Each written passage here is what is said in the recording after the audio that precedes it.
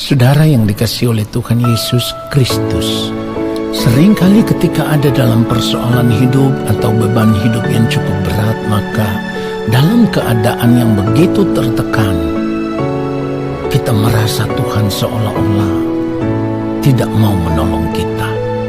Kita merasa seolah-olah Tuhan tidak mau menjawab doa kita. Atau kita merasa seolah-olah Tuhan tidak mau memaafkan kita dari berbagai pelanggaran hidup yang kita lakukan. Nah, pertanyaannya sekarang adalah, kenapa seringkali kita menuduh Tuhan dengan cara yang demikian?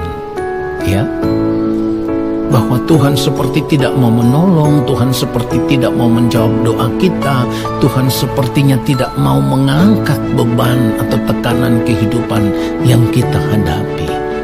Saudaraku, di sini kita harus sadar, Tuhan tidak pernah mencobai siapapun. Ya, Tuhan tidak pernah mencobai siapapun. Nah, kenapa kita ada di dalam tekanan hidup? Saudaraku, semua itu karena ulah diri kita sendiri, kesalahan diri kita sendiri.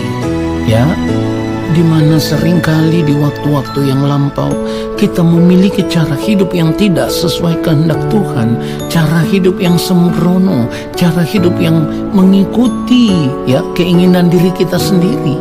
Jadi kalau saat ini kita mengalami masalah hidup atau tekanan hidup, beban hidup yang cukup berat, kita jangan dengan mudahnya mempersalahkan Tuhan.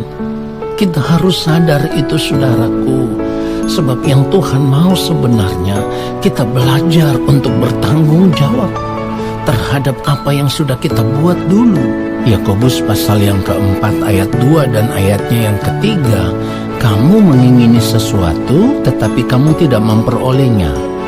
Lalu kamu membunuh, kamu iri hati, tetapi kamu tidak mencapai tujuanmu. Lalu kamu bertengkar dan kamu berkelahi. Kamu tidak memperoleh apa-apa karena kamu tidak berdoa. Ayat 3, atau kamu berdoa juga tetapi kamu tidak menerima apa-apa karena kamu salah berdoa. Sebab yang kamu minta itu hendak kamu habiskan untuk memuaskan hawa nafsumu. Perhatikan itu, saudaraku. Jadi sebenarnya apapun yang terjadi dengan hidup kita saat ini, itu semuanya berawal dari diri kita sendiri. Dari firman Tuhan yang kita bacakan sudah memberikan satu gambaran cara hidup atau pola hidup yang tidak berkenan di hadapan Tuhan. Tetapi kita menjalani hidup dengan cara hidup yang demikian, saudaraku. Lalu kalau kita memaksa Tuhan untuk mengikuti semua keinginan diri kita, maka hal itu sama dengan kita memaksa Tuhan melanggar hakikatnya, ya, atau melanggar tatanannya, atau melanggar aturannya Tuhan sendiri. Jadi kita harus ingat, bukan Tuhan tidak memperhatikan tetesan air mata kita, tetapi seringkali kitalah yang tidak mau mengucap syukur di dalam segala keadaan hidup yang kita hadapi. Kita maunya Tuhan mengikuti keinginan dan hawa nafsu diri kita. Padahal hidup sebagai orang percaya itu bukan untuk memuaskan keinginan hawa nafsu diri. Sebab firman Tuhan katakan, asal ada makanan dan pakaian, cukuplah. Ya, firman Tuhan juga katakan, aku sekali-kali tidak akan membiarkan engkau dan aku sekali-kali tidak akan meninggalkan engkau. Lalu dikatakan juga, cukupkanlah dirimu dengan apa yang ada padamu. Nah, persoalannya sekarang, apakah cara hidup seperti ini sudah kita terapkan di dalam kehidupan kita? Kita meneteskan air mata untuk memuaskan hawa nafsu diri, tetapi mari kita lihat, di dalam pelayanan Paulus pun meneteskan air mata. Lalu air mata yang mana yang berkenan di hadapan Tuhan? Kisah Para Rasul pasal 20 ayat 19, firman Tuhan katakan, dengan segala rendah hati aku melayani Tuhan. Dalam pelayanan itu aku banyak mencucurkan air mata dan banyak mengalami pencobaan dari pihak orang Yahudi yang mau membunuh aku. Mari kita melihat dengan jujur akan keadaan ini. Rasul Paulus mencucurkan air matanya demi melayani pekerjaan Tuhan. Bahkan firman Tuhan katakan demi melayani pekerjaan Tuhan itulah dia harus menghadapi ancaman pembunuhan, saudaraku. Lalu bagaimana dengan kita?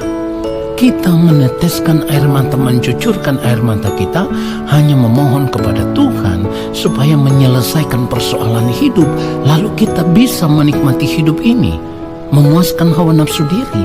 Kemudian kalau kita tidak melihat pertolongan Tuhan itu terjadi, kita kecewa dengan Tuhan, kita mundur meninggalkan Tuhan.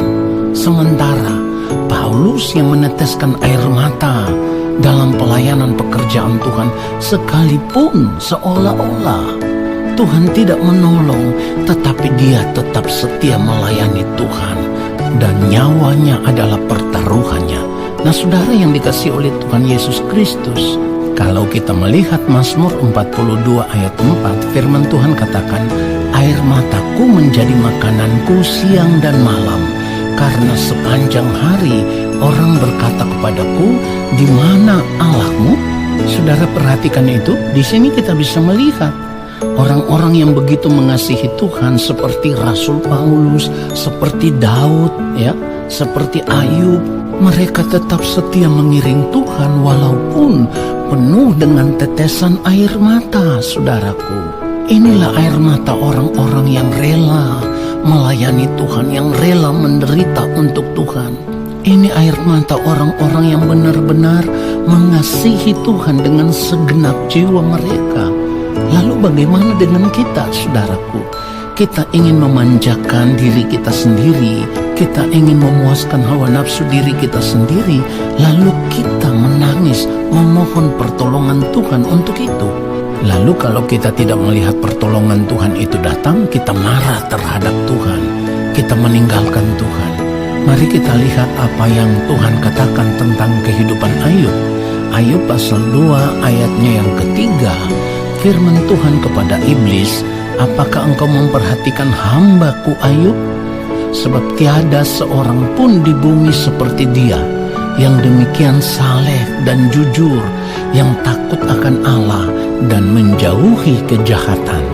Ia tetap tekun dalam kesalehannya, meskipun engkau telah membujuk aku melawan dia untuk mencelakakannya tanpa alasan.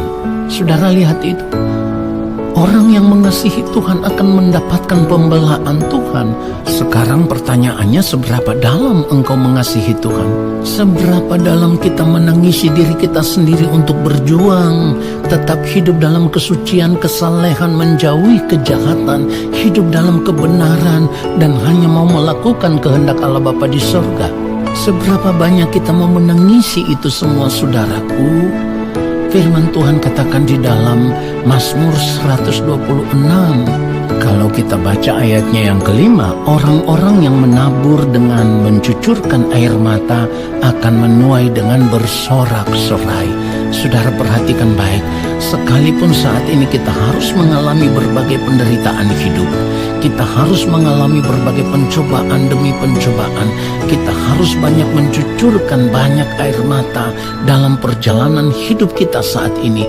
Tetapi ketika kita tetap setia mengiring Tuhan, hidup takut akan Tuhan, kita tetap hidup dalam kesalehan, kesucian, kekudusan Allah, melepaskan diri dari keterikatan dunia, menjauhkan diri dari kehidupan kita yang penuh dengan kejahatan, maka percayalah bahwa ketika berada di depan pengadilan Tuhan nanti, Tuhan akan menjadi pembela kita.